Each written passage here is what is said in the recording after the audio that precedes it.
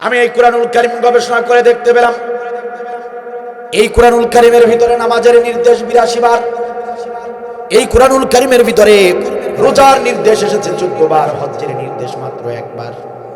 এই কুরআনুল কারীমে যাকাতের নির্দেশ এসেছে 34 বার। সিরাজগঞ্জ জেলার মুসলমানেরা ভালো করে শোনেন, আমি আবারও বলছি, মুখস্থ করে নেন। 82 বার। রোজা রাখার নির্দেশ এসেছে 14 বার, হজ্জের নির্দেশ মাত্র একবার, যাকাতের নির্দেশ এসেছে 34 বার। সেই কোরআনের ভিতরেই জিহাদ করতে হবে, জিহাদ করতে হবে। জিহাদের নির্দেশ এসেছে 917 বার। 900। সম্মানিত ভাইয়েরা আমার, ও আমার নামাজি ভাইয়েরা, ও আমার হাজি ভাইয়েরা, ভালো করে বোঝার চেষ্টা করেন। ওই যে মসজিদে যখন মুয়াজ্জিন আযান দেয়, হাইয়া আলাস সালাহ, এসো এসো নামাজের দিকে এসো, মুয়াজ্জিন যখন এইভাবে নামাজের দিকে মানুষদেরকে আহ্বান করে, আপনার হাতে যত কাজ থাকুক না কেন, আপনি যতই ব্যস্ত থাকুন না কেন, মুয়াজ্জিনের আযানটা শুনলে আপনি সমস্ত কাজগুলো ফেলে দিয়ে দৌড়ে ছুটে যান মসজিদে, ওযু করে জামাতের সঙ্গে আপনি নামাজ আদায় করেন। আপনি এক ওয়াক্ত নামাজ কাজা করেন না, এক ওয়াক্ত নামাজ কাজা করতে চান না, এমনকি তাহাজ্জুদের নামাজ পর্যন্ত আপনি মাঝে মাঝেই পড়েন। ভালো করে মনোযোগ দেন প্রিয় ভাইরা, আমার দিকে তাকান সম্মানিত ভাইরা আমার। ওই যে মুয়াজ্জিন যখন আযান দেয়, আপনি শত ব্যস্ততা উপেক্ষা করে মসজিদে চলে যান, আপনি জামাতের সঙ্গে নামাজ আদায় করেন। এক ওয়াক্ত নামাজ আপনি কাজা করেন না, আলহামদুলিল্লাহ ভালো। 82 বারের নির্দেশ, নামাজ আপনি গুরুত্ব দিয়েছেন, আপনি নামাজটাকে গুরুত্ব দিয়ে জামাতের সঙ্গে আদায় করলেন, নামাজ সম্পর্কে আপনি গাফেল নন, আলহামদুলিল্লাহ। 82 বারের নির্দেশ, অবশ্যই এটা গুরুত্বপূর্ণ একটি ইবাদত, আপনি সেই ইবাদত করে মুমিনের বৈশিষ্ট্য ধারণ করেছেন, ভালো কথা। সম্মানিত ভাইরা আমার, প্রতি বছর একটা মাস মাহে রমজান রোজা রাখা ফরজ করা হয়েছে।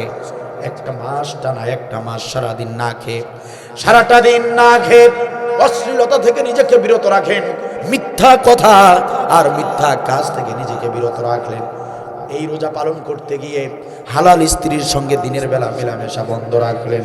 ত্যাগ তিতিক্ষা করে অনেক কষ্ট করে যে রোজা আপনি রাখেন, একটা মাস ধরে আপনারা যে রোজাটা রাখেন, 14 বারের নির্দেশ রোজা, সেই রোজাকে আপনারা গুরুত্ব দিয়েছেন, আলহামদুলিল্লাহ ভালো। রোজাও একটা অন্যতম একটি ইসলামের খুঁটি, এটাও একটা অন্যতম গুরুত্বপূর্ণ আমল। সম্মানিত ভাইরা আমার, একবারের নির্দেশ হজ, সেই হজ ব্রত পালন করতে গিয়ে 7 লক্ষ টাকা খরচ করলেন, মক্কায় গেলেন, মদিনায় গেলেন। সম্মানিত ভাইরা, হজ ব্রত পালন করলেন, এটাও ইসলামের আরেকটা অন্যতম খুঁটি, এটাও মুমিনের আরেকটি বৈশিষ্ট্য। আপনি একবারের নির্দেশ হজটাকেও গুরুত্ব দিলেন, ভালো কথা। সম্মানিত ভাইরা আমার, 34 বারের নির্দেশ যাকাত, যাকাতটা আপনি আদায় করলেন, সহায় সম্পত্তির হিসাব করে করে প্রতি বছর আপনি যাকাত আদায় করেন, 34 বারের নির্দেশ। সম্মানিত ভাইরা, আলহামদুলিল্লাহ সেটাও ভালো কাজ করেছেন, কারণ যাকাতটাও গুরুত্বপূর্ণ একটি ইবাদত। সম্মানিত সিরাজগঞ্জ জেলার মুসলমানেরা, একটু ভালো করে বোঝার চেষ্টা করেন। আপনি 82 বারের নির্দেশ নামাজটাকে গুরুত্ব দিলেন, সম্মানিত ভাইয়েরা আমার। 14 বারের নির্দেশ রমজানের রোজাটাকে গুরুত্ব দিলেন, একবারের নির্দেশ হজটাকে গুরুত্ব দিলেন, একবারের নির্দেশ হজকে গুরুত্ব দেওয়ার পর আপনি 34 বারের গুরুত্ব দিলেন, 34 বারের নির্দেশ যাকাতের গুরুত্ব দিলেন, সবকিছুর এত সুন্দর গুরুত্ব দিলেন। একটাবার নিজের বিবেককে জিজ্ঞাসা করেন, একটাবার নিজেই নিজেকে জিজ্ঞাসা করেন।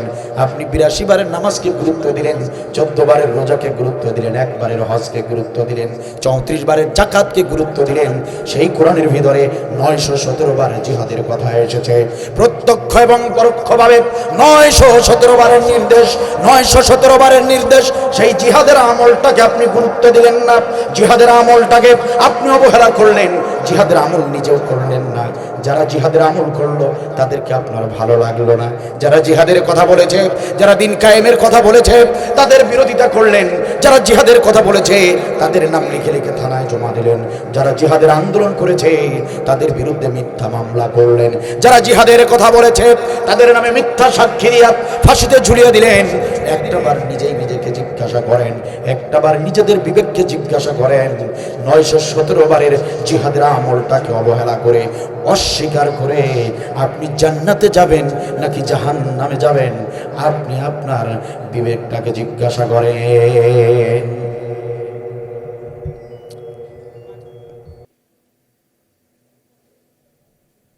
কথাগুলো মনোযোগ দিয়ে শোনার চেষ্টা করুন। কথাগুলো হচ্ছে কোরআনুল কারীমের লাউহে মাহফুজের কথা। আব্দুল বারী হাসিনার কিচ্ছা কাহিনী বলার জন্য এখানে আসে নাই। এখানে কোরআনের মৌলিক কিছু কথা বলতে এসেছি, শুনতে পারলে কপাল খুলে যাবে ইনশাআল্লাহ। এটা আব্দুল বারীর বাপদাদার গল্প, কিচ্ছা কাহিনী নয়। পরিবেশ দেন, কোরআনের আদব রক্ষা করুন। যারা দাঁড়িয়ে আছেন মেহেরবানি করে বসুন, আর এর চেয়েও গুরুত্বপূর্ণ কাজ থাকলে সেখানে চলে যান। পরিবেশ নষ্ট করার অধিকার কারো নাই।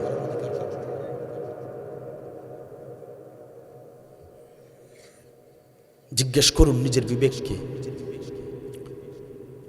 নামাজ, রোজা, হজ, যাকাতকে গুরুত্ব দিয়েছেন, আলহামদুলিল্লাহ, ভালো কথা, অবশ্যই গুরুত্বের দাবি রাখে সেই আমলগুলো। কিন্তু 917 বারের যে ফরজ আমলটা, জিহাদ, জিহাদ, জিহাদ, কোরআনের আয়াতে আয়াতে জিহাদ, পরতে পরতে জিহাদ, পাতায় পাতায় জিহাদ, পৃষ্ঠায় পৃষ্ঠায় জিহাদ, সেই জিহাদকে আপনি অবহেলা করলেন, সেই জিহাদের আমল আপনি করলেন না। যারা করলো তাদের বিরোধিতা করলেন। আপনি নামাজ পড়লেন, আপনি হজ করলেন, আপনি যাকাত দিলেন। আপনি যত বড় পরহেজগার হন, যত বড় ঈমানদার হন, আপনার বিবেককে জিজ্ঞাসা করেন, আপনার বিবেক আপনাকে বলে দিবে আপনি জাহান্নামী, আপনি জাহান্নামী। আপনাকে নামাজ রোজা নিয়েই জাহান্নামে যেতে হবে, বাঁচার কোনো উপায় নাই।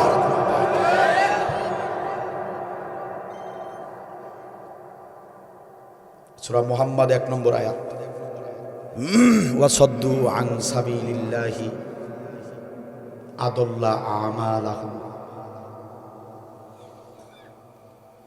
সূরা মুহাম্মদের 1 নম্বর আয়াত খুলে দেখবেন, ওয়াসাদ্দু আন সাবিলিল্লাহি আদাল্লা আমালাহুম। যারা দিন কায়েমের পথে বাধা দেয়, আমি আল্লাহ তাআলা তাদের সমস্ত আমল বরবাদ করে দেই। নাউজুবিল্লাহ বলেন। যারা জিহাদের পথে বাধা দিবে, তাদের সমস্ত আমলগুলো আল্লাহ ধ্বংস করে দিবেন। হাদিস নয়, সরাসরি কোরআন। সূরা মুহাম্মদের 1 নম্বর আয়াত। কে আছেন এমন 20 বছর ধরে নামাজ আদায় করছেন, 20 বছরের নামাজের আমলটা নষ্ট হয়ে যাক, ধ্বংস হয়ে যাক? আছেন কেউ? চান 30 বছর ধরে রোজা রাখেন, সেই রোজার আমলটা কতটা সঞ্চয় হয়েছে, এই সঞ্চিত আমলটা ধ্বংস হয়ে যাক, এটা কেউ চান? 7 লক্ষ টাকা খরচ করে হজ করেছেন, সেই হজটা ধ্বংস হয়ে যাক, চান? তাহলে জিহাদের পথে আসতে হবে, জিহাদের আমল করতে হবে। সব আমল কবুল হবে তখন, জিহাদের কাজ করবেন যখন। কোনো আমল কবুল হবে না তখন, জিহাদের আমলকে অবহেলা করবেন যখন। কথা কি আমার নাকি আল্লাহ? জিহাদ, জিহাদ। আপনাদের মনে প্রশ্ন হতে পারে, হুজুর জিহাদ জিহাদ করতেছেন, জিহাদের ব্যাখ্যা কি? জিহাদটা আবার কেমন আমল? বিগত 16টি বছর আমরা দেখেছি, আমরা শুনেছি, যারাই জিহাদের কথা বলেছে তাদের বিরুদ্ধেই সন্ত্রাসী মামলা দেওয়া হয়েছে। বিগত 16টি বছর যারা এই জিহাদের কথা বলেছে তাদেরকেই ফাঁসিতে ঝুলানো হয়েছে। জিহাদের কথা যারাই বলেছে, দিন কায়েমের চেষ্টা যারাই করেছে, তাদেরকেই রাজাকার বলা হয়েছে, মানবতা বিরোধী বলা হয়েছে। হুজুর আসলে এই জিহাদ মানে কি? জিহাদ মানে কি সন্ত্রাসী কর্মকাণ্ড করা নাকি? সন্ত্রাসী কর্মকাণ্ড করা নাকি? জিহাদ মানে জঙ্গি তৎপরতা চালানো নাকি? জিহাদ মানে বোমাবাজি করা নাকি? আসলে জিহাদটা কি? এমন প্রশ্ন যদি করেন, সম্মানিত ভাইরা আমার, জিহাদ, জিহাদ শব্দটা আমরা আগে বুঝে নেই। সম্মানিত ভাইরা, সহজ ভাষায় বুঝে নেন, জিহাদটা হলো আরবি শব্দ, বাংলাতে বলা হয় চেষ্টা করা, বাংলাতে বলা হয় চেষ্টা করা, ইংরেজিতে ট্রাই। বাংলাতে চেষ্টা, ইংরেজিতে ট্রাই, আল্লাহর ভাষায় আরবিতে সেটাকে বলা হয় জিহাদ, চেষ্টা করা। সম্মানিত ভাইরা আমার, আপনারা যারা কোরআনের এই মাজলিসে এসেছেন, চেষ্টা যদি না করতেন আসতে পারতেন নাকি? আলোচনা যখন শেষ হয়ে যাবে, মুনাজাত যখন হয়ে যাবে, চেষ্টাটুকু যদি না করেন বাসায় পৌঁছতে পারবেন নাকি? বাসায় যাবার পরে আপনার স্ত্রী আপনার সামনে খাবারের প্লেট দিয়েছে, প্রাণের স্বামী আমার তাফসীর মাহফিলের কথা শুনে রাতের খাবার না খেয়ে সন্ধ্যাবেলা চলে গিয়েছো কোরআনের ময়দানে। প্রাণের স্বামী আমার খেয়ে যেতে বলেছি, খেয়ে যাও নাই। এই যে তোমার জন্য সুন্দর করে ভাতগুলো তরকারিগুলো হটপটের ভিতরে রেখে দিয়েছিলাম, গরম গরম খেয়ে নাও। কোরআনের ময়দান থেকে এসেছো, ভালো কাজ করে এসেছো, খাবারটু এখন খেয়ে নাও। খাবার খেয়ে শুয়ে পড়ো। আপনার স্ত্রী আপনাকে খাবার দিল, সেই খাবারের প্লেট আপনি হাতে নিয়ে চেষ্টা যদি না করেন, নিজের হাতটা দিয়া খাবারগুলো যদি নিজের মুখ পর্যন্ত না তুলেন, জিবরিল আমিন এসে খাওয়ায় দিবে নাকি? সম্মানিত ভাইরা, বসে বসে আলোচনা শুনছেন, এই বসা থেকে যদি সোজা হয়ে কোমরটাকে সোজা করে দাঁড়াতে চান, বলেন তো চেষ্টা করার দরকার আছে না নাই? সম্মানিত ভাইরা আমার, সহজ ভাষায় বুঝে নেন, উঠতে বসতে শুইতে খাইতে এমন ছোট ছোট কাজ করতে গিয়েও যদি চেষ্টার প্রয়োজন হয়, ও সিরাজগঞ্জ জেলার মুসলমানেরা ভালো করে বোঝার চেষ্টা করেন, প্রত্যেকটা কাজ করতে গিয়ে যদি ছোট ছোট কাজ করতে গিয়েও যদি চেষ্টার প্রয়োজন হয়, আমার আল্লাহ ডাক দিয়ে বলেন, ও গোলামেরা, তোমার বাংলাদেশে দিন কায়েম নাই, তোমার বাংলাদেশে কোরআনের বিধান কায়েম নাই। সেই কোরআনের বিধানকে কায়েম করার জন্য, দিনকে কায়েম করার জন্য, ও গোলামেরা বলো তো দেখি, চেষ্টা করার প্রয়োজন আছে না নাই? ওই চেষ্টার নাম হলো জিহাদ। সব কাজই যখন চেষ্টা দিয়েই করতে হয়, আমার আল্লাহ বলেন, গোলাম, সুতরাং দিন কায়েম করতে গেলেও চেষ্টার প্রয়োজন আছে। সেই চেষ্টার নাম হলো আরবিতে জিহাদ। একটাবার জবান খুলে বলেন, সেই দিন কায়েমের জন্য চেষ্টা করার দরকার আছে না নাই? চেষ্টা কর, যেভাবে চেষ্টা করলে কাজ হবে, যে সিস্টেমে, যে পদ্ধতিতে, যে পথে প্রাণপণ চেষ্টা চালালে দিন কায়েম হবে, ঠিক সেইভাবে চেষ্টা করার নাম, বলেন বলেন, একটু জোরে বলেন না।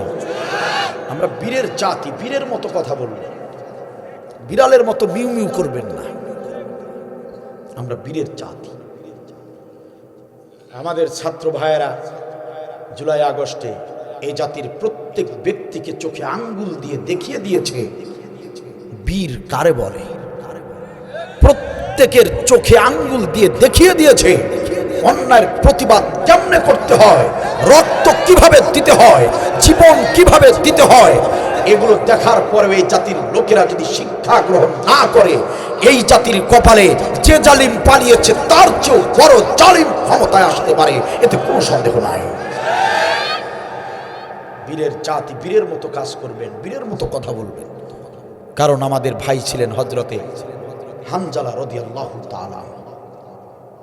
আমরা তাদের উত্তরসূরি, যে হযরতে হানজালা রাতের বেলা বিয়ে করে স্ত্রীকে ঘরে এনেছেন, বাসর করেছেন, ফজরের ওয়াক্তে গোসল করে নামাজ আদায় করে এসেছেন। নামাজ আদায় করার পর সকালবেলা স্ত্রীর সঙ্গে আবার মেলামেশা করেছেন, গোসল ফরজ হয়ে গিয়েছে। এমন সময় হানজালা শুনতে পারলেন উহুদের ময়দানে নবী সাল্লাল্লাহু আলাইহি ওয়াসাল্লামকে শহীদ করে দেয়া হয়েছে। হানজালা প্রাণের বিবিকে ডাক দিয়ে বললেন, স্ত্রীকে ডাক দিয়ে বললেন, প্রাণের বিবি আমার, তরবারিটা তাড়াতাড়ি হাতে তুলে দাও, আমার নবীকে কাফেররা উহুদের ময়দানে কতল করবে, আর আমি হানজালা স্ত্রীর সঙ্গে বাসর করব, এটা হতে পারে না। সুতরাং তরবারি তুলে দাও, যদি বেঁচে থাকি দেখা হবে, আর যদি শহীদ হয়ে যাই দেখা হবে জান্নাতের দরজায়। আমরা সেই হানজালার উত্তরসূরি, আমরা কাপুরুষ নই। হযরত হানজালা উহুদের ময়দানে গেলেন, কাফেরদের উপর ঝাঁপিয়ে পড়লেন, কাফেরদেরকে কতল করলেন, নিজেও শহীদ হয়ে গেলেন, বাতিলের সামনে মাথা নত করেন নাই। আমরা সেই বীরের জাতি, ঠিক কিনা বল? আমাদের ভাই ছিলেন হযরত জাফর বিন আবু তালিব। নবী সাল্লাল্লাহু আলাইহি ওয়াসাল্লাম জিহাদের ময়দানে পাঠালেন, জিহাদের ময়দানের সেনাপতি হয় একজন, নবী নাম ঘোষণা করলেন 3 জনের। সমস্ত সাহাবীরা বুঝে ফেললেন আজকের এই জিহাদের ময়দানে প্রাণ নিয়ে বেঁচে ফিরে আসা যাবে না, কারণ সেনাপতি তিনজন, তার মানে তিনজনকে শহীদ হতে হবে। জাফর বিন আবু তালিব বুঝতে পারলেন নির্ঘাত আজকে মরতে হবে, তবুও তিনি পিছুপা হন নাই, তবুও তিনি কুণ্ঠিত বোধ করেন নাই, জেনে শুনেই জিহাদের ময়দানে ঝাঁপিয়ে পড়লেন। এক হাতে তরবারি আর এক হাতে কালিমার পতাকা, কাফেরদের সঙ্গে যুদ্ধ করলেন। যুদ্ধ করতে করতে কাফের সৈন্যরা জাফর বিন আবু তালিবের হাত কেটে ফেললো, কাফের সৈন্যরা জাফর বিন আবু তালিবের পা কেটে ফেললো। জাফর বিন আবু তালিব কালিমার পতাকা হাত নাই যে ধরে রাখবে, পা নাই জাটকে ধরে রাখবে, কালিমার পতাকা জমিনে পড়ে যাবে আর কাফেরদের পায়ের নিচে পিষ্ট হবে, এটা তিনি বরদাস্ত করেন নাই।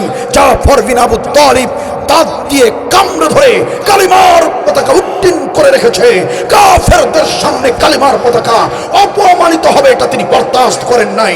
আমরা সেই বীরের জাতি, কথা বলেন ঠিক কিনা?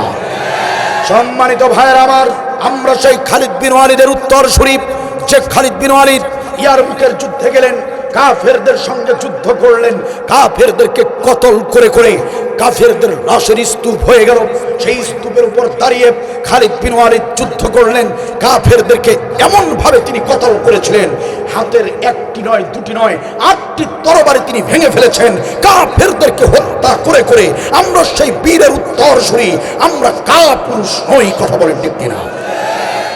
সুতরাং সিরাজগঞ্জ জেলার মুসলমানেরা, এই বাংলার জমিনে ইনসাফ ভিত্তিক একটি আদর্শ রাষ্ট্র তৈরি করার জন্য যদি আমাদের সেই নবীর সাহাবীদের মতো করে রক্ত বিসর্জন দিতে হয়, যদি জীবন বিলিয়ে দিতে হয়, বাংলার মুসলমানদেরকে নতুন করে শপথ নিতে হবে। ছাত্র ভাইদের দিকে তাকিয়ে শিক্ষা নিয়ে বুকের তাজা রক্ত ঝরাবার জন্য, জীবনকে বিলিয়ে দেবার জন্য হিম্মত নিয়ে, সাহসিকতা নিয়ে রাজপথে যেতে হবে। এই বাংলার জমিনে কোরআনের রাজ কায়েমের জন্য যদি বাড়িঘর ছেড়ে দিতে রাজি হয়, যদি ছাড়তে হয়, আমরা বাড়িঘর ছেড়ে দিতে রাজি আছি।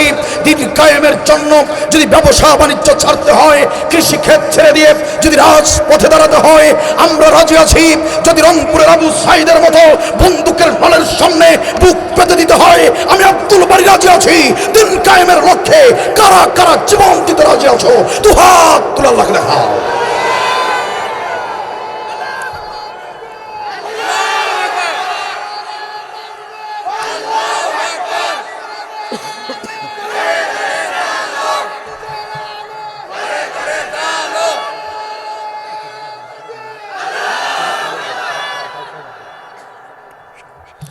সম্মানিত ভাইয়েরা আমার, একান্ত আপনজনরা আমার, সুতরাং দিন কায়েমের জন্য চেষ্টা চালিয়ে যেতে হবে। এ জাতির লোকেরা যদি দিন কায়েমের চেষ্টা না করেন, এ জাতির কপালে কখনো সুখ শান্তি আসতে পারে না। এ জাতির কপালে পশ্চিম কালেও হযরত ওমরের মতো, আলীর মতো শাসক জুটবে না। কারণ মুক্তির পথ একটাই, সেটা হচ্ছে কোরআন কারীম। সব জায়গায় কোরআনের নির্দেশনা ফলো করতে হবে। আমার দেশের চাচা মিয়া নামাজি, হাজি, পরহেজগার, দিনদার, নামাজটাকে যেভাবে যতটুকু বোঝে, আমার দেশের নামাজিরা নামাজটাকে যতটুকু গুরুত্ব দেয়, রোজাটাকে যতটুকু গুরুত্ব দেয়, যতটুকু বোঝে, এতটুকু যদি জিহাদের আমলটাকে বুঝতো, দিন কায়েমের ব্যাখ্যাটা যদি জানতো, তাহলে এ দেশ 53 বছর নয়, এদেশ স্বাধীন হবার 10 বছরের মধ্যে দিন কায়েম হয়ে যেত, এতে কোনো সন্দেহ ছিল না। কিন্তু আমার দেশের নামাজিরা নামাজের সাজদা থেকে মাথা তুলতেই চায় না, নামাজের সাজদা থেকে মাথা তুলতেই চায় না। লম্বা লম্বা সাজদা দেওয়া ওই নামাজি চাচা, কপালে কালো দাগ ফেলেছে চাচা নামাজ পড়ে পড়ে। এই চাচা 2 বার হজ করেছে, হাজি সাহেব হয়েছে, এরকম অনেক চাচা আমি দেখেছি যারা নামাজের বেলায় এত গুরুত্বপূর্ণ ভূমিকা রাখে, হজ্জের বেলায় এত গুরুত্ব দিয়ে হজ আদায় করে, কিন্তু যখন নির্বাচন এসে যায়, যখন রাষ্ট্র গঠনের সময় এসে যায়, যখন নেতৃত্ব বাছাইয়ের সুযোগ এসে যায়, তখন ওই নামাজি ভাই, ওই নামাজি চাচা, ওই হাজী সাহেব তখন আর কোরআনের কথা মনে থাকে না, তখন আর ওই হাদিসের কথা মনে থাকে না, আল্লাহর নির্দেশের কথা মনে থাকে না। যদিও নামাজ পড়ে আল্লাহর বিধান মতো, যদিও হজ করে আল্লাহর বিধান মতো, কিন্তু নেতৃত্ব বাছাইয়ের বেলায়, নির্বাচনের সময় আল্লাহর বিধানকে তোয়াক্কা করে না, আল্লাহর রাসূলের বিধানকে বৃদ্ধাঙ্গুলি দেখিয়ে সমাজের সবচেয়ে বড় দশারু, সমাজের সবচেয়ে বড় মদারু, সমাজের সবচেয়ে বড় দুর্নীতিবাজ, সমাজের সবচেয়ে চরিত্রহীন লোকটাকে সাপোর্ট দিয়ে দিয়ে সংসদে পাঠিয়ে দেয়, যে কারণে এই জাতির কপালে কখনো শান্তি আর মুক্তি আসে নাই, আসতেও পারে না। ঠিক কিনা বলে? আল্লাহ রাব্বুল আলামিন এই কুরআনুল কারীমের ভিতরে যেখানে জিহাদের আমলের কথা বলেছেন, সেখানে গোলামদেরকে জাহান্নাম হারাম করে দেবার ঘোষণা দিয়েছেন। সুবহানাল্লাহ বলেন। যেখানে জিহাদের আয়াত নাজিল করেছেন, সেখানে আল্লাহ রাব্বুল আলামিন বলেছেন যারা জিহাদের আমল করবে তাদের গুনাহ খাতা মাফ করে দেওয়া হবে। যেখানে জিহাদের আলোচনা এসেছে, সেখানে জান্নাতের সুসংবাদ এসেছে। যেখানে জিহাদের কথা এসেছে, সেখানেই জান্নাতের বর্ণনা এসেছে, যে জান্নাতের নিচ দিয়ে প্রবাহিত হবে ঝর্ণাধারা। কথা কি বুঝতেছেন? যেখানে জিহাদের কথা, সেখানেই বড় বড় পুরস্কার। আপনারা এতটুকু তো জানেন যে যে কাজটা যত কঠিন, ওই কাজের মজুরিও বেশি দেওয়া লাগে, নাকি? এটা তো বোঝেন। তো কোরআনুল কারীমের ভিতর সবচেয়ে বড় কঠিন আমল, জান বাজি রেখে যেটাকে করতে হয়, সেটা একটাই আমল, সেটা হচ্ছে জিহাদ, দ্বীন কায়েমের প্রচেষ্টা। এই জন্য এটার কি পুরস্কার আল্লাহ তাআলা বড় দিয়েছেন, বেশি দিয়েছেন। সুবহানাল্লাহ। দেখেন আল্লাহ বলছে কিনা, আব্দুল বারী চাপার জোরে কথা বলে যাচ্ছে কিনা সেটা তো দেখার দরকার আছে। দেখেন আল্লাহ কি বলছেন। আল্লাহ রাব্বুল আলামিন সূরা সফের ভিতরে বললেন, ইয়া আইয়ুহাল্লাযীনা আমানু হাল আদুল্লুকুম আলা তিজারাতিন তুনজিকুম মিন আযাবিন আলীম। ও আমার ইমানদার গোলামেরা শোনো, আমি কি তোমাদেরকে এমন একটা ব্যবসার কথা বলে দেব না? আমি আল্লাহ রাব্বুল আলামিন তোমাদেরকে এমন একটা আমলের কথা কি বলবো না, যে আমলটি করলে তুনজিকুম মিন আযাবিন আলীম, যে আমলটি করলে জাহান্নাম তোমাদের জন্য হারাম হয়ে যাবে, যে আমলটি করলে জাহান্নামের শাস্তি তোমাদের জন্য হারাম হয়ে যাবে। তুনজিকুম মিন আযাবিন আলীম, জাহান্নামের কঠিন শাস্তি থেকে তোমরা রেহাই পেয়ে যাবে, এমন একটা আমলের কথা আমি আল্লাহ কি তোমাদেরকে বলবো না? তুমিনুনা বিল্লাহি ওয়া রাসূলিহি ওয়া তুজাহিদুনা ফি সাবিলিল্লাহ। আল্লাহ রাব্বুল আলামিন বলেন, তুমিনুনা বিল্লাহি ওয়া রাসূলিহি, আল্লাহ এবং আল্লাহর রাসূলের প্রতি ঈমান আনার পর যে আমলটি করতে হবে, যে ব্যবসাটি তোমাদেরকে করতে হবে, তুজাহিদুনা ফি সাবিলিল্লাহ, দ্বীন কায়েমের জন্য জিহাদ করতে হবে। এই আমল যারা করবে তাদের জন্য জাহান্নামের কঠিন শাস্তি হারাম করে দেওয়া হবে। কথা কার? আল্লাহ বলেন, ইয়াগফির লাকুম যুনুবাকুম, যারা এই জিহাদের আমল করবে তাদের গুনাহ খাতাও মাফ করে দেওয়া হবে। সুবহানাল্লাহ বলবেন না? দেখেন আরেক জায়গায় আল্লাহ কি বলছেন, খারাপ লাগছে আপনাদের? আল্লাহ তাআলা বলছেন, ইন্নাল্লাহা ইউহিব্বুল লাযিনা ইউকাতিলুনা ফি সাবিলিহি সাফফান কান্নাহুম বুনিয়ানুম মারসুস। ইন্না ইন্নাল্লাহ, নিশ্চয় আমি আল্লাহ, ইউহিব্বুল লাযিনা, ওই গোলামদেরকে মহব্বত করি। পৃথিবীতে হাজার হাজার কোটি কোটি গোলাম, তাদের ভিতরে ওই গোলামদেরকে আমি আল্লাহ ভালোবাসি। ইউকাতিলুনা ফি সাবিলিহি, যারা দিন কায়েমের জন্য লড়াই করে, সংগ্রাম করে, আমি আল্লাহ ওই গোলামদেরকে সবচেয়ে বেশি ভালোবাসি। সুবহানাল্লাহ বলেন। ভালোটা কে বাসে? আল্লাহ নিজে বলতেছেন যে আমি আল্লাহ ওই বান্দাবান্দীদেরকে ভালোবাসি যে বান্দাবান্দীরা জিহাদের আমল করে। সুবহানাল্লাহ বলবেন। তাহলে সেই আমলটি আমাদের করার দরকার আছে না নাই? প্রিয় কার হবেন? মানুষের প্রিয় হতে চান না আল্লাহর প্রিয় হতে চান? আমাদের জন্মই তো হয়েছে আল্লাহকে খুশি করবার জন্য, ঠিক কিনা বলেন? সুতরাং পৃথিবীর কোন মানুষ খুশি না বেজার সেগুলো আমাদের দেখার বিষয় নয়। আমরা শুধু আল্লাহকে খুশি করতে চাই, ঠিক কিনা বলেন? আল্লাহ বলেন, গোলাম আমাকে খুশি করতে চাও, আমার প্রিয় গোলাম হতে চাও, তাহলে জিহাদের আমল করো।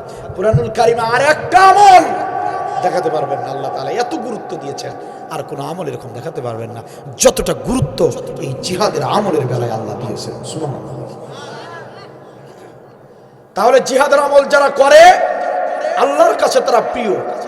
জিহাদের আমল যারা করে জালিম শক্তি, বাতিল শক্তি, তাদের কাছে তারা হলো সবচেয়ে ঘৃণ্যতম ব্যক্তি, ঠিক কিনা বলেন? এটার প্রমাণ আমাদের বাংলাদেশ।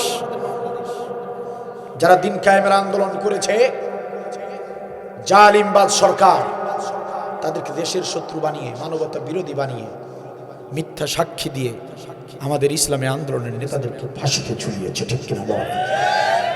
আমার আল্লাহ বলে, ওই হাসিনা সরকার জালিমরা তোমাকে রাজাকার বলতে পারে, মানবতা বিরোধী বলতে পারে, তোমাকে ধর্ষণকারী বানাতে পারে, তোমার বিরুদ্ধে সন্ত্রাসী মামলা করতে পারে, কিন্তু আমি আল্লাহর ঘোষণা হলো আমি আল্লাহ তোমাদেরকেই বেশি ভালোবাসি। চিৎকার জীবন আল্লাহু আকবার।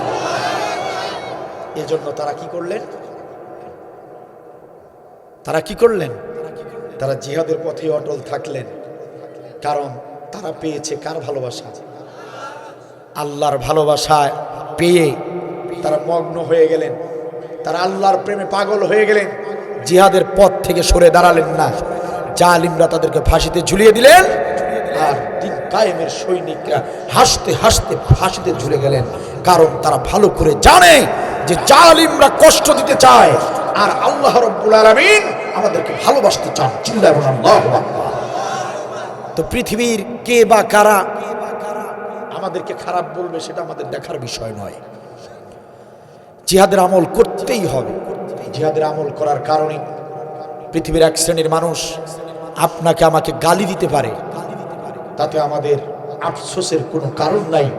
তবু আমরা সেই জিহাদের আমল করবই, কারণ এই জিহাদের আমল আল্লাহ তাআলার কাছে সবচেয়ে বড় আমল, ঠিক কিনা বলেন? সম্মানিত ভাইয়েরা আমার, এই জিহাদের আমল করার কারণে আমাদের হক্কানি আলেমদেরকে ফাঁসিতে ঝোলাবার পর যে মানুষটাকে শেষ স্বপ্ন দেখেছিলাম, যে মানুষটাকে নিয়ে শেষ আকাঙ্ক্ষা করেছিলাম, ভেবেছিলাম ফাঁসি তো আর হয়নি, জেলের ভিতরে আছেন, একদিন তো ঠিকই বের হবেন, তাকে নিয়ে আমরা আবার নতুন করে দেশটা সাজাবো, তার নেতৃত্বে আমরা একদিন কালেমার পতাকা উড্ডীন করব। আমাদের শেষ আকাঙ্ক্ষা, আমাদের শেষ স্বপ্ন যিনি ছিলেন আল্লামা সাইদি রহমাতুল্লাহি আলাইহি, তাকেও জালিমরা ক্ষমতার শেষ পর্যায়ে এসে তাকেও হত্যা করে দিয়েছে, শহীদ করে দিয়েছে। কথা বলেন ঠিক কিনা? সম্মানিত ভাইয়েরা আমার, তাদের অপরাধ মানবতা বিরোধী নয়, রাজাকার ছিল, এটা আসল অপরাধ নয়, এগুলো বানোয়াট মিথ্যা অজুহাত। আল্লাহ বলে দিয়েছেন, ওমা নাকমু মিনহুম ইল্লা আইয়ুমিনু বিল্লাহিল আজিজিল হামিদ। দিন কায়েমের চেষ্টা যারাই করে তাদের অপরাধ ওই একটাই, তারা সর্বপ্রশংসিত আল্লাহর প্রতি ঈমান এনে ঈমানের দায়িত্ব নিয়ে দিন কায়েম করতে চেয়েছে, এটাই হলো তাদের আসল অপরাধ। আসলে ওগুলো তো মিথ্যা অজুহাত।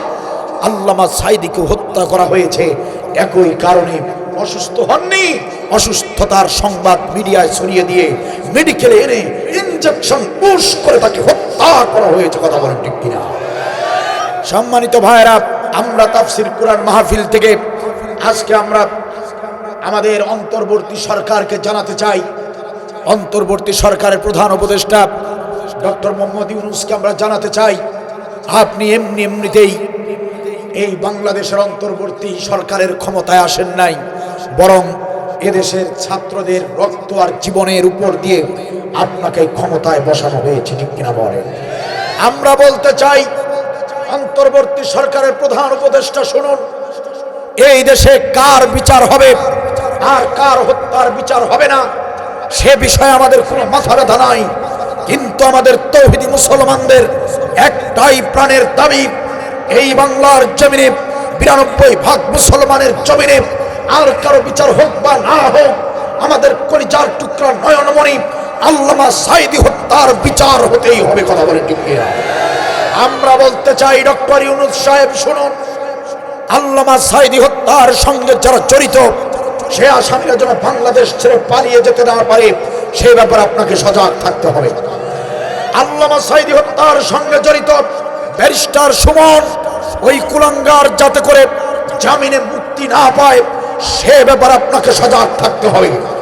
আমরা বলতে চাই, আল্লামা সাঈদীকে যে ডাক্তারের তত্ত্বাবধানে রাখা হয়েছিল সেই ডাক্তার জামান বাংলার জমিন থেকে যেন পালিয়ে হিন্দুস্তানে যেতে না পারে সে ব্যাপারে আপনাকে ভূমিকা রাখতে হবে। কথা বলে ঠিক কিনা? যদি আল্লামা সাঈদী হত্যার বিচার বাংলার জমিনে না হয়, আল্লামা সাঈদী হত্যার সঙ্গে জড়িত আসামিরা বাংলার জমিন থেকে এক এক করে পালিয়ে যদি হিন্দুস্তানে চলে যায়, আমরা মুসলিম তৌহিদি মুসলমানেরা হাত গুটিয়ে বসে থাকবো না, প্রয়োজনে কৃষিক্ষেত ছেড়ে দিয়ে রাজপথে যেতে বাধ্য হব। আমরা তৌহিদি মুসলমানেরা এটা কখনো মেনে নিতে পারবো না, আমরা রাজপথে যেতে বাধ্য হব। সারা বাংলার জমিনে দাউ দাউ করে আগুন জ্বলবে, আল্লামা সাঈদী হত্যার বিচার না হওয়া পর্যন্ত সেদিন আমরা বাড়িতে ফিরবো না, আমরা সেদিন বাড়িতে ফিরবো না। কারা কারা রাজি আছো? দুহাত তুলে আল্লাহকে দেখা। জাযাকাল্লাহু খায়র। আল্লাহ তাআলা আমাদের সবাইকে কবুল করুন, বলেন আমিন।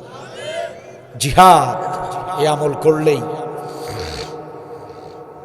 আপনি নিরপরাধ হলেও জালিম শক্তি, বাতিল শক্তি আপনাকে অপরাধী বানাবে, আপনাকে হত্যা করার চেষ্টা করবে। আল্লাহ বলেছেন, হুয়াল্লাযী আরসালা রাসূলাহু বিল হুদা ওয়া দীনিল হাক্কি লিইয়ুযহিরাহু আলাদ দীনি কুল্লিহি ওয়ালাউ কারিহাল মুশরিকুন। মুশরিক যারা, কাফের যারা এই আমল করলে তারা বরদাস্ত করবে না, তারা এটা সহ্য করবে না। কথা কার? শেষমেশ আমাদের ছাত্র ভাইয়েরা, তাদেরকেও রাজাকার বলে গালি দেওয়া হলো, পাখির মতো গুলি করে মারা হলো, ঠিক কিনা বলেন? আর দুটো দিন পরে যদি জালিমের পতন হয়, এদেশের প্রত্যেক থানায় থানায় ছাত্রদের লাশের স্তূপ হয়ে যেত, ঠিক কিনা বলেন? ওরা ছাত্র মেরে চেয়েছিল থাকতে ক্ষমতায়, ওরা আলেম মেরে চেয়েছিল থাকতে ক্ষমতায়, থাকিতে পারে নাই। আলেমরা পালায় না, জালেম পালায়। আলেমরা তো পালায় না, জালেম পালায়, ঠিক কিনা বলে? আমার দেশের জনগণ 5 আগস্টে হয়ে গেল জালিমের পতন। আমার দেশের জনগণ 5 আগস্টে হয়ে গেল জালিমের পতন। ওরা ছাত্র মেরে চেয়েছিল থাকতে ক্ষমতায়, ওরা আলেম মেরে চেয়েছিল থাকতে ক্ষমতায়, থাকিতে পারে নাই। আলেমরা পালায় না, জালেম পালায়। আলেমরা তো পালায় না, জালেম পালায়, ঠিক কিনা বলেন? সময় ছিল 45 মিনিট, গণভবন না ছাড়িলে হইতো রে ফিনিশ। কথা বলে না? সময় মাত্র 45 মিনিট, গণভবন না ছাড়িলে হইতো রে ফিনিশ। ইঁদুরের গর্ত নাই পালাবে কোথায়, ইঁদুরের গর্ত নাই পালাবে কোথায়, তাই দিল্লি চলা যায়। আলেমরা পালায় না, জালেম পালায়, আলেমরা তো পালায় না, জালেম পালায়। ঠিক কিনা বলেন? সুতরাং জিহাদের আমল যারা করবে তারা কখনো পরাজিত হয় না। বাঁচলে গাজী, মরলে শহীদ। আল্লাহ বলেন, গোলাম চেষ্টা করার দায়িত্বটা তোমাদের, ফরজ করা হয়েছে চেষ্টা করা, মানে জিহাদ করা। চেষ্টা করে যাও, তোমাদের কাজ হলো চেষ্টা করা, আর বিজয় দেবার দায়িত্ব আমি আল্লাহর। সুবহানাল্লাহ। সম্মানিত ভাইয়েরা আমার, জিহাদের আমলটা আল্লাহর কাছে কত প্রিয় আমল, ভালো করে শোনেন। মিশকাত শরীফের 336 পৃষ্ঠায় হাদিসটা পেয়ে যাবেন। হযরতে আয়েশা রাদিয়াল্লাহু তাআলা আনহা থেকে বর্ণিত হাদিস। তিনি বলেন, একদিন সকালবেলা রাসূলুল্লাহ সাল্লাল্লাহু আলাইহি ওয়াসাল্লামের দরবারে একজন ব্যক্তি এসে বললেন, ইয়া রাসূলুল্লাহ, ইয়া হাবিবাল্লাহ, ওই যে বিশাল মরুভূমি, মরুভূমির ওপারে একটা গ্রাম রয়েছে, ইয়া রাসূলুল্লাহ, মরুভূমির ওপারের ওই গ্রামের আপনার একজন সাহাবী গত রাতে ইন্তেকাল করেছেন। একজন সাহাবীর মৃত্যুর সংবাদ শুনে রাসূলুল্লাহ সাল্লাল্লাহু আলাইহি ওয়াসাল্লাম কষ্ট পেলেন। নবী সাল্লাল্লাহু আলাইহি ওয়াসাল্লাম আবু বকরকে ডাকলেন, ও হযরত আবু বকর, ও হযরত ওমর, আলী, ওসমান, কোথায় রে তোমরা? চলো চলো, আমার একজন সাহাবী মারা গিয়েছে, চলো চলো তার বাড়িতে যেতে হবে, আমি নবী তার জানাজার ইমামতি করব। সুবহানাল্লাহ বলেন। আপনার আমার নবীর একটা বৈশিষ্ট্য ছিল, যখনই কোনো সাহাবী মারা যেত নবী সাল্লাল্লাহু আলাইহি ওয়াসাল্লাম সেই সাহাবীর জানাজার ইমামতি করার চেষ্টা করতেন। কারণ তিনি জানেন, নবী যদি জানাজার ইমামতি করেন, মৃত ব্যক্তির যদি কোনো গুনাহ থাকে, যদি কোনো ভুল ত্রুটি থাকে, নবীর সম্মানের খাতিরে আল্লাহ রাব্বুল আলামিন ওই মৃত ব্যক্তিকে ক্ষমা করে দিবে। এজন্য আপনার আমার নবী যখনই কোনো মুসলমানের মৃত্যুর সংবাদ শুনতেন, ছুটে যেতেন, জানাজার ইমামতি করতেন। নবী সাল্লাল্লাহু আলাইহি ওয়াসাল্লাম আবু বকর ওসমান, হযরতে আলী, ওমরকে সাথে নিয়ে মৃত ব্যক্তির বাড়ির দিকে রওনা দিলেন। অনেক দূরের পথ, মরু প্রান্তর হেঁটে হেঁটে নবী তার সাহাবীদেরকে সাথে নিয়ে চলে গেলেন। মৃত ব্যক্তির বাড়ির কাছাকাছি যখন নবী চলে গিয়েছেন, ওই গ্রামে যখন পৌঁছে গিয়েছেন, ওই গ্রামের একজন সাহাবীর সঙ্গে নবীর সাক্ষাৎ হয়ে গেল। সাহাবী ডাকতে বলেন, ইয়া রাসূলুল্লাহ, ইয়া হাবিবাল্লাহ, আপনি ওমর, ওসমান, আবু বকরকে নিয়ে আপনি আমাদের এলাকায় হঠাৎ করে কেন আসলেন? কোনো খোঁজ খবর নাই, কোনো অগ্রিম সংবাদ দেন নাই, আমাদের এলাকায় কি মনে করে এসেছেন? নবী বললেন, সাহাবী আমার, তুমি বুঝি খবরটা শোনো নাই? তুমি বুঝি জানো না তোমাদের এই গ্রামে আমার একজন সাহাবী রাতের বেলা মারা গিয়েছে, আমি তার জানাজার ইমামতি করতে এসেছি। সাহাবী ডাকতে বলেন, ইয়া রাসূলুল্লাহ, ইয়া হাবিবাল্লাহ, অবশ্যই জানি একজন সাহাবী আপনার মারা গিয়েছে, তার বাড়ি তো আমার বাড়ির পাশেই, আমি তার প্রতিবেশী, সে আমার নিকটতম প্রতিবেশী, কেন জানবো না? কিন্তু নবী, আমি তো এটা কিছুতেই বিশ্বাস করতে পারছি না, এটা আমি কিছুতেই বুঝতে পারতেছি না, আপনি নবী কেন তার জানাজা পড়াতে এসেছেন? ইয়া রাসূলুল্লাহ, ইয়া হাবিবাল্লাহ, আপনি না জেনে না শুনে তার জানাজার ইমামতি করতে এসেছেন। ইয়া রাসূলুল্লাহ, ইয়া হাবিবাল্লাহ, আপনি তো জানেন না যার জানাজার ইমামতি করতে এসেছেন, যে মুসলমানের জানাজা ইমামতি করবেন আপনি, সেই মুসলমান আপনার হাতে হাত রেখে কালেমা পড়ে ইসলাম গ্রহণ করেছিল ঠিক, কিন্তু ইসলাম গ্রহণের পর জীবনে কখনো ভালো আমল করে নাই, নেক আমল জীবনে সে করে নাই, এক ওয়াক্ত নামাজ পড়তে দেখি নাই, রোজা করতে দেখি নাই, হজ যাকাত দান সাদাকা কোনো ধরনের ভালো আমল সে করে নাই, শুধুমাত্র ঈমান এনেছিল, আপনার হাতে হাত রেখে কালেমা পড়েছিল ঠিক, কিন্তু সে তো নেক আমল করে নাই, আমলে সলে করে নাই। তো যে ব্যক্তি ঈমান এনেছে কিন্তু ভালো আমল করে নাই, আপনি নবীর মুখ থেকে আমি শুনেছি, যে ব্যক্তি ঈমান আনবে অথচ ভালো আমল করবে না, সে ব্যক্তি কখনো জান্নাতে যেতে পারবে না। ইয়া রাসূলুল্লাহ, যার জানাজার ইমামতি করতে এসেছেন অত নির্ঘাত জাহান্নামে যাবে। একজন জাহান্নামী ব্যক্তির জানাজার ইমামতি আপনি করবেন, এটা তো শোভনীয় নয়। আপনি একজন জান্নাতি নবী, আপনি একজন জান্নাতি নবী হয়ে জাহান্নামী এক ব্যক্তির জানাজার ইমামতি করবেন, এটা দেখতে ভালো দেখা যায় না। ইয়া রাসূলুল্লাহ, আমি আপনার সাহাবী হিসেবে আপনার কাছে আবেদন জানাই, অনুরোধ করি, আপনি নিজে তার জানাজার ইমামতিটা করবেন না। আবু বকর আছে, ওসমান আছে, কাউকে দিয়ে জানাজার ইমামতি করিয়ে দেন। আপনি জান্নাতি মানুষ হয়ে একটা জাহান্নামী ব্যক্তির জানাজার ইমামতি করবেন না। ঘটনা কি বুঝতেছেন আপনারা? জীবনের কোনো ভালো আমল, যে মারা গিয়েছে,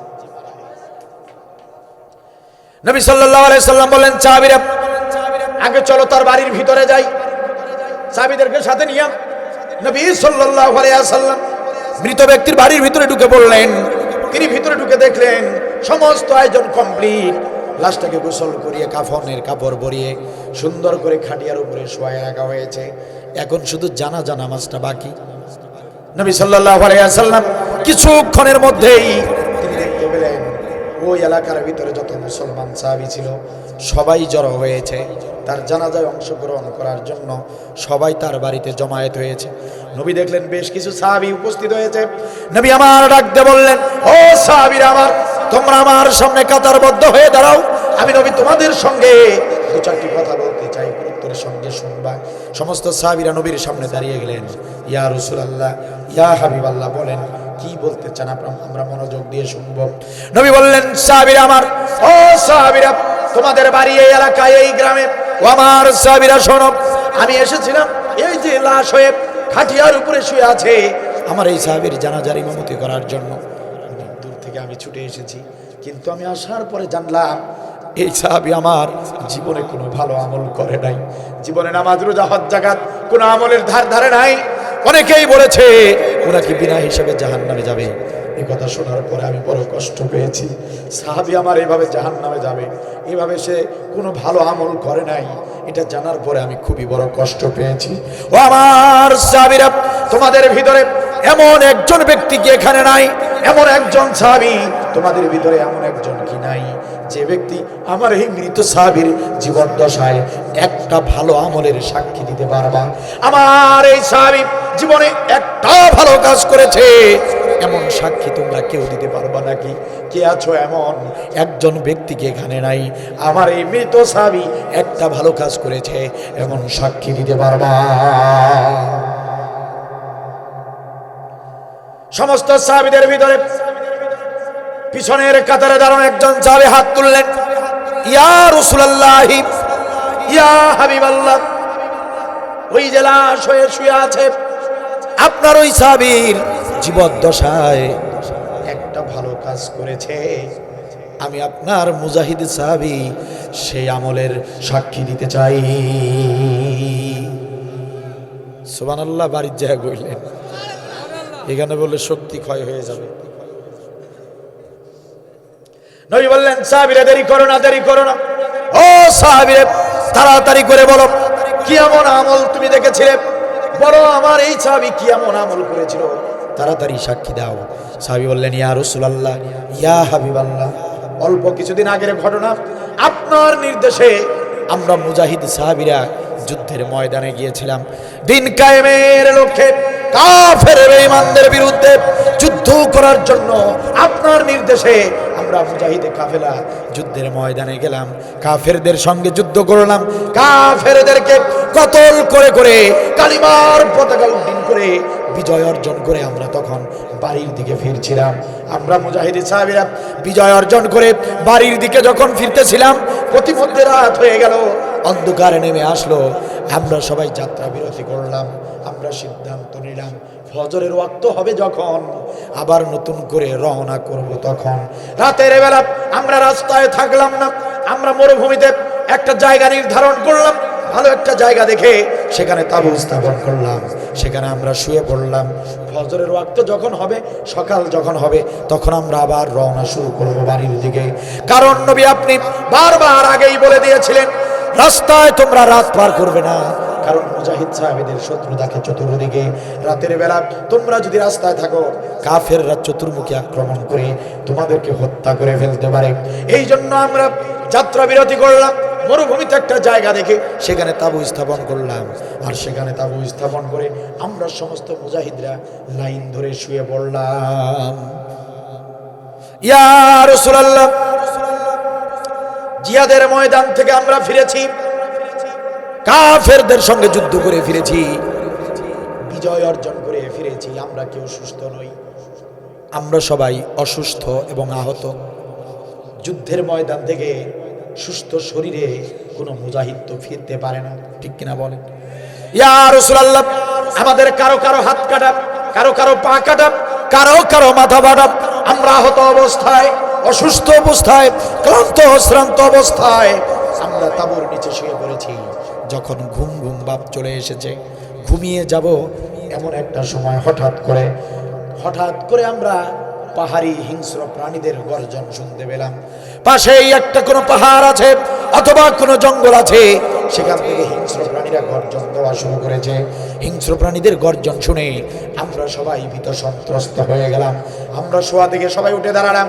বুঝতে বাকি রইল না, বেশি দূরে নয়, খুব কাছেই কোনো একটা জঙ্গল আছে অথবা পাহাড় আছে।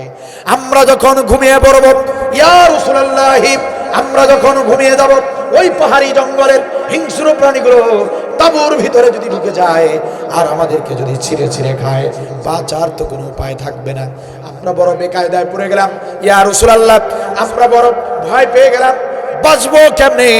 এই রাতের বেলা, গভীর রাতে মরুভূমিতে তাঁবু স্থাপন করেছি, আমাদের শরীরের গন্ধ পেলেই তো হিংস্র প্রাণীরা চলে আসবে তাঁবুর ভিতরে। বাঁচার কোনো উপায় নাই। ইয়া রাসূলুল্লাহ, বাঁচার কোনো উপায় না পেয়ে আমরা মুজাহিদরা আল্লাহ রাব্বুল আলামিনের দরবারে সাহায্যের জন্য হাত পাতলাম। আল্লাহকে ডাক দিয়ে বললাম, ইয়া রাব্বুল আলামিন, আমাদের পরিচয় তুমি ভালো করে জানো।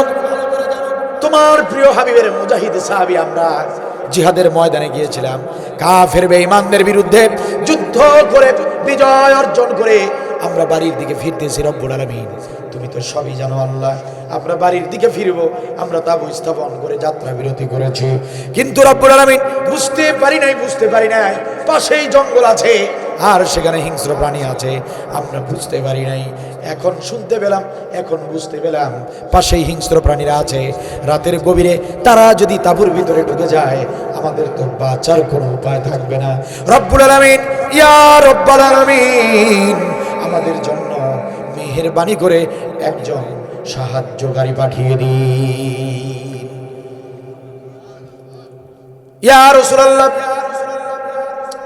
আমরা দোয়া করতে দেরি হয়েছে, দোয়া কবুল করতে আল্লাহ দেরি করেন নাই। সুবহানাল্লাহ বলেন। আমরা মুজাহিদরা দোয়া মুনাজাত শেষ করে তাকিয়ে দেখলাম আমাদের তাঁবুর ভিতরে একজন যুবক প্রবেশ করেছে। আল্লাহু আকবার। একজন যুবক প্রবেশ করেছে আমাদের তাঁবুর ভিতরে।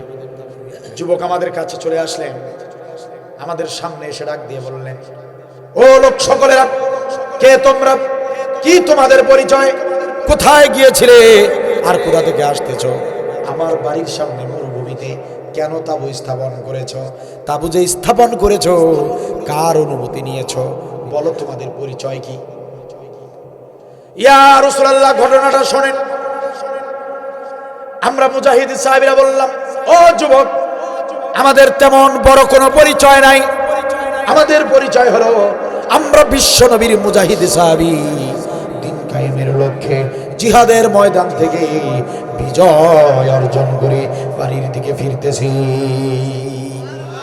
ইয়া রাসূলুল্লাহ, ইয়া হাবিবাল্লাহ, আমাদের পরিচয় শোনার পরে ওই যুবক মুস্কি একটা হাসি দিয়া বলল, ও বিশ্ব নবীর সাহাবীরা, ও মুজাহিদ সাহাবীরা, তোমরা যে নবীর সাহাবী, আমি নগণ্য গোলাম, আমি এই অধম গুনাহগার, সেই নবীর হাতে হাত রাখা কালেমা পড়া একজন সাহাবী। তোমরা যে নবীর সাহাবী, আমিও সেই নবীর একজন সাহাবী। সুবহানাল্লাহ বলে। চিন্তা করো না রে মুজাহিদ সাহাবীরা, চিন্তা করো না। আমি তোমাদের দোয়া মুনাজাত শুনেছি, তোমরা বড্ড ভয় পেয়েছ। হিংস্র প্রাণীরা যদি তোমাদেরকে আক্রমণ করে, এই ভয় আল্লাহর কাছে দোয়া করতেছিলেন। ও বিশ্বনবীর মুজাহিদ সাহাবীরা, আমি জীবনে কোনো ভালো আমল করি নাই, জীবনে ভালো আমল করার কিসমত আমার জোটে নাই। নবীর দরবারেও আমি ঘন ঘন যেতে পারি নাই, বাড়ি অনেক দূর হবার কারণে নবীর দরবারে তেমন বেশি যাতায়াত করতে পারি নাই। জীবনে ভালো আমল আমার নাই, তবে আজকে একটা সুযোগ পেয়েছি। বিশ্বনবীর মুজাহিদ সাহাবীরা, এই সুযোগটা আমরা হাতছাড়া করব না। এই সুযোগটা আমি কিছুতেই হাতছাড়া করব না। আমি এতটুকু ভালো করে জানি, আসমানের নিচে আর জমিনের উপরে মুজাহিদ বান্দা বান্দির সম্মান মর্যাদা আল্লাহ তাআলার কাছে সবচেয়ে বেশি। তোমরা সেই মুজাহিদ সাহাবী আমার বাড়ির সামনে তাবু স্থাপন করেছো, আজকে আমি এই ভালো কাজটা করব, এই সুযোগটা হাতছাড়া করব না। চিন্তা করো না ও মুজাহিদরা, চিন্তা করো না। সারা রাত ধরে তোমরা নাক ডেকে ঘুমাও, আমি সারাটা রাত তোমাদেরকে পাহারা দেব। ইয়া রাসূলুল্লাহ, ওই যুবক আমাদেরকে জোর করে করে শোয়া দিলেন। আমরা সবাই শুয়ে পড়লাম, আমরা সবাই শুয়ে পড়লাম। ওই যুবক একটা হাতে লাঠি নিয়ে, লাঠি একটা হাতে নিয়ে তাঁবুর চারপাশে ঘুরতে লাগলো, তাঁবুর চারপাশে ঘুরতে লাগলো, পাহারা দেওয়া শুরু করে দিল। আমরা শুয়ে পড়েছি, আমরা শুনতে পেলাম ওই যুবক পাহারা দিচ্ছে আর হিংস্র প্রাণীদেরকে লক্ষ্য করে বক্তব্য দিচ্ছে। ইয়া রাসূলুল্লাহ, ওই যুবক সেদিন রাতে এমন বক্তব্য দিচ্ছিল, হিংস্র প্রাণীদেরকে লক্ষ্য করে বলতেছিল, ও জঙ্গলের হিংস্র প্রাণীরা, খবরদার গর্জন দিবি না, খবরদার গর্জন দিবি না, গর্জন দিবি না। তোরা তো জানিস না কারা এসেছে আমাদের এলাকায়, তোরা তো চিনিস না রে হিংস্র প্রাণীরা, তোরা তো জানিস না এরা সাধারণ কোনো মানুষ নয়।